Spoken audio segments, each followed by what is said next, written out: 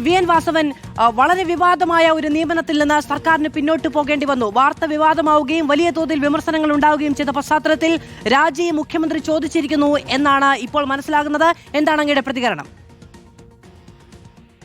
ഇതുകൊണ്ടും അവസാനിക്കുന്നില്ല. രാജിവെക്കാതിരുന്നാൽ മുഖ്യമന്ത്രിക്ക് മുന്നോട്ട് പോകാൻ കഴിയാത്തൊരു സാഹചര്യം കേരളത്തിൽ വളർന്നു വരുമെന്ന് ഇപ്പോൾ മനസ്സിലാക്കി കഴിഞ്ഞു. ഇന്നലെ തന്നെ വ്യാപകമായി റിപ്പോർട്ടറിലാണല്ലോ നിങ്ങൾ രാവിലെ ഈ ന്യൂസ് ബ്രേക്ക് ചെയ്ത് ഞാൻ ശ്രദ്ധിച്ചിരുന്നു.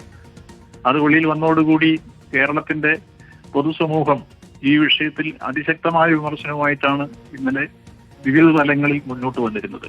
അത് നമുക്കെല്ലാം അറിയാം.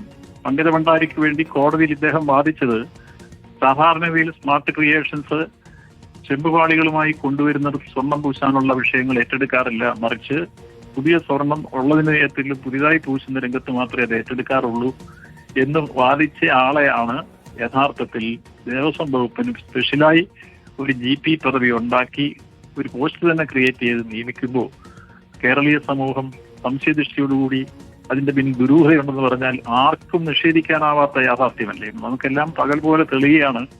ഏറ്റവും വലിയ കള്ളൻ 39 ദിവസത്തോളം കയ്യിൽ വെച്ചിരുന്നു ഈ പങ്കജ ഭണ്ഡാരി ഈ സ്വർണ്ണ പീഠം. അപ്പൊ അതിനുശേഷം ഉണ്ണികൃഷ്ണൻ പോറ്റി ഇതുമായി ബന്ധപ്പെട്ട് കർണാടകത്തിലും അതുപോലെ തന്നെ ചെന്നൈയിലും വിവിധ വീടുകളിൽ ഇത് കൊണ്ടുപോയി വെച്ച് പൂജിച്ച രംഗവും എല്ലാം വെളിയിൽ വന്ന് നമ്മൾ കണ്ടതാണ്.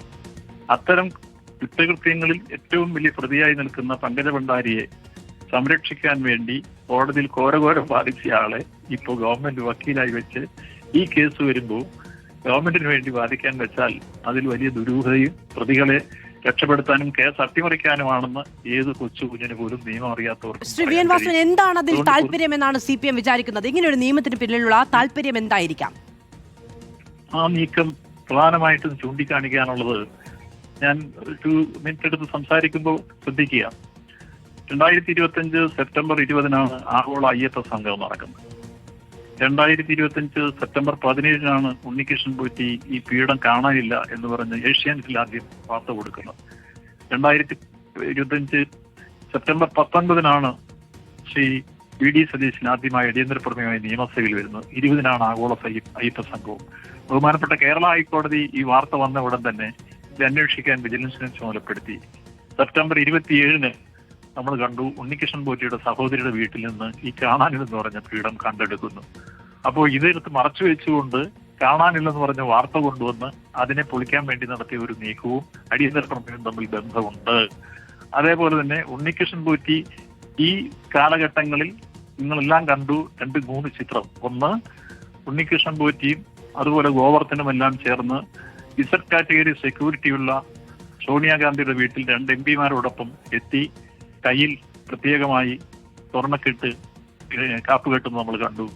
അതുപോലെ തന്നെ വലിയ പാരിതോഷികം കൈമാറുന്നത് കണ്ടു. അങ്ങനെ 2 ചിത്രങ്ങൾ നമ്മളെല്ലാം കണ്ട പകൽ പോലെ.